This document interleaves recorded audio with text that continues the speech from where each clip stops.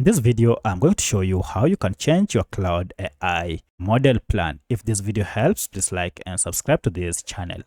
Alright, within Claude, there are quite a number of models that you can use, and you can interswitch between one model to another. To do this, it's pretty simple. Just go ahead and open your Claude AI. Once you are here, you should be able to see your current model that you are using on Claude. You can see I'm on this model.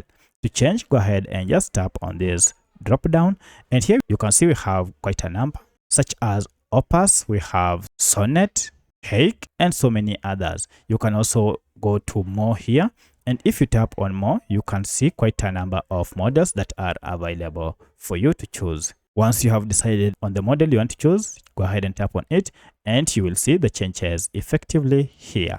So that's how you can change your user model on Claude AI. If you have any other question, kindly let me know in the comment section. Otherwise, thanks for watching, and let's meet in the next video.